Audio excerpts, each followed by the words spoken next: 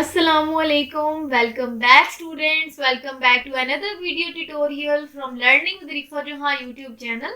So my dear students, as you all know that we have decided to discuss all the important short questions, also the important long questions from chapter number 1 to chapter number 14. So in this lecture video, we will discuss the important short questions of chapter number 2. So without wasting of any time, let's begin. तो this is the main slide जहां से मैंने आपके साथ chapter number 2 biological method के important previous boards short questions share करने हैं। ऐसा है कि आपको पता है कि चैप्टर नंबर 2 की अगर मैं बात करूं ना, चैप्टर नंबर 2 से भी शॉर्ट क्वेश्चंस पूछे जाते हैं और इस चैप्टर में मैंने तकरीबन आपके साथ 27 शॉर्ट क्वेश्चंस को डिस्कस करना है।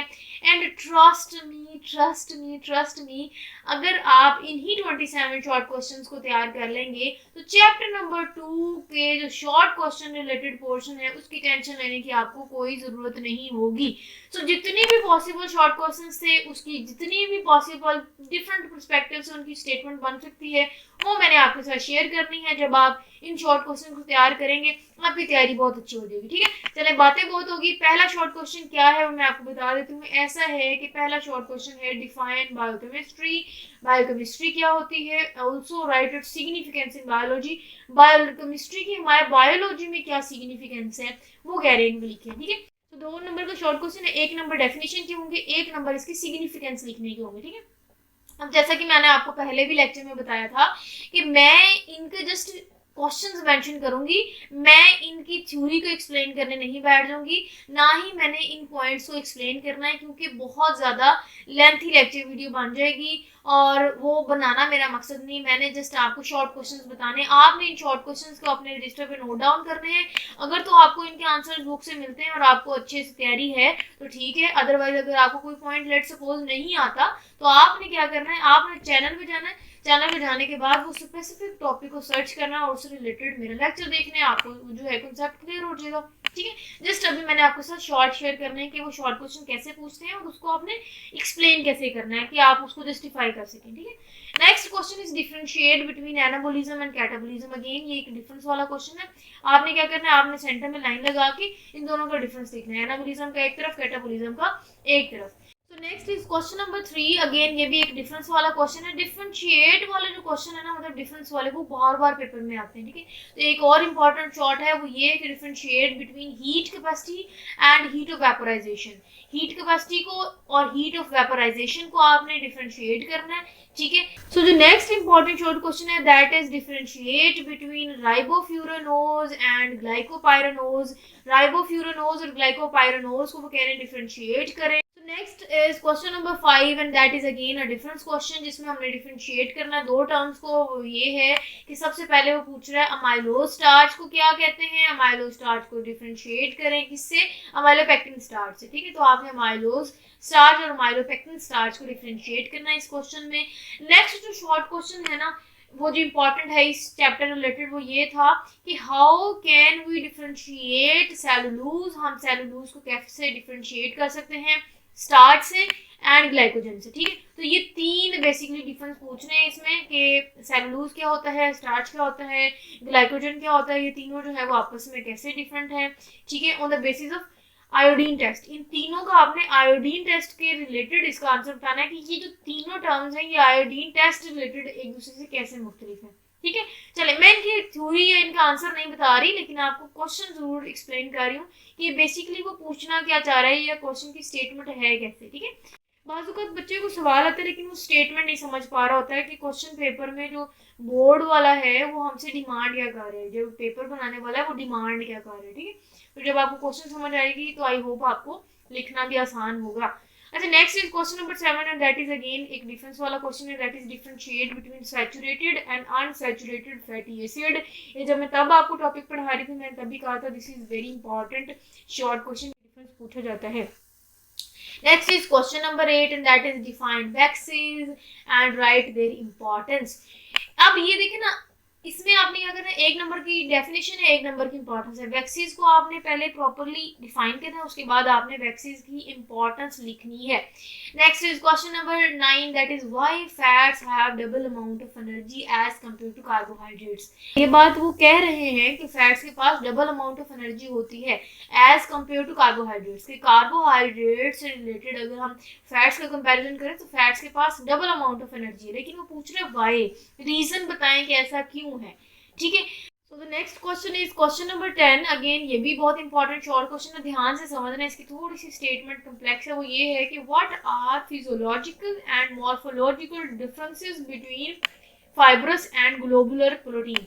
अब ऐसा है कि या तो वो सिंपली आपको ये स्टेटमेंट इस तरह भी बना सकते थे कि differentiate between fibrous and globular protein, ठीक है, और वो इस तरह भी पूछ रहे हैं कि what are the physiological and morphological differences, कि फिजियोलॉजिकली और मॉर्फोलॉजिकली ये दोनों जो टर्म्स हैं ये आपस में कैसे डिफरेंट हैं। ठीक है, so next is question number 11, और वो जो इंपॉर्टेंट शॉर्ट क्वेश्चन है that is what are the physiological differences among messenger RNA, transfer RNA and ribosomal RNA.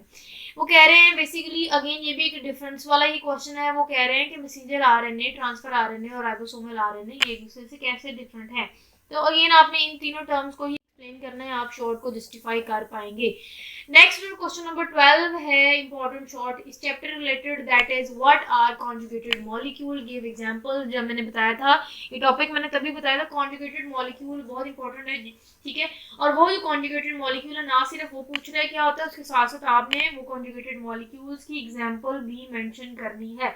ठीक है, नेक्स्ट इज क्वेश्चन नंबर 13 जिसमें वो कह रहा है कि name the carbohydrates suitable as food for man. कहते हैं कि मैन की जो फूड है, जो ह्यूमंस की फूड है, उसमें आपने बताना है कि इंपॉर्टेंट कार्बोहाइड्रेट्स क्या है। तो बेसिकली उन कार्बोहाइड्रेट्स के नाम वो पूछ रहा है जो इंसान खा सकता है, जो खुराक के तौर पे वो यूज करते हैं, उन कार्बोहाइड्रेट्स के नाम बताने हैं बस। ठीक है, so the next question is question number 14 and that is why are fats considered as high energy compounds। कि फैट्स को हम हाई एनर्जी कंपाउंड्स क्यों बोलते हैं। ठीक है, अब ये पीछे भी आया था कि फैट्स और जो कार्बोहाइड्रेट्स हैं ये आपस में कैसे एक दूसरे से डिफरेंट है एनर्जी रिलेटेड। ठीक है, क्योंकि फैट जो है वो डबल अमाउंट ऑफ एनर्जी रखता है एज कम्पेयर टू कार्बोहाइड्रेट्स। तो वो क्वेश्चन इस तरह भी पूछ सकते हैं और इस पर्सपेक्टिव से भी पूछ सकते हैं। मैंने आपके साथ दोनों स्टेटमेंट शेयर कर दी। Next is question number 15 and that is what is the function of messenger RNA। messenger RNA का function क्या है वो पूछ रहे हैं, तो 2 नंबर का आएगा, ये आपने function भी लिखना है, important होता है function इसका। Next is question number 16 and that is what is the general formula for amino acid। Amino acid related मैंने आपको कहा था जनरल फॉर्मूला 12 बार पेपर में आया। मैंने जितने भी बोर्ड पेपर्स को स्टडी किया उनमें अमाइनो एसिड का ये शॉर्ट क्वेश्चन लाजमी आया था, तो आपने इसको थोड़ा ज़्यादा ध्यान से याद करना है, प्रिपेयर करना है। Next is question number 17। अब इस चैप्टर का जो 17 है इंपॉर्टेंट शॉर्ट क्वेश्चन बन सकता था वो ये है कि what is the percentage of water in brain cells of man.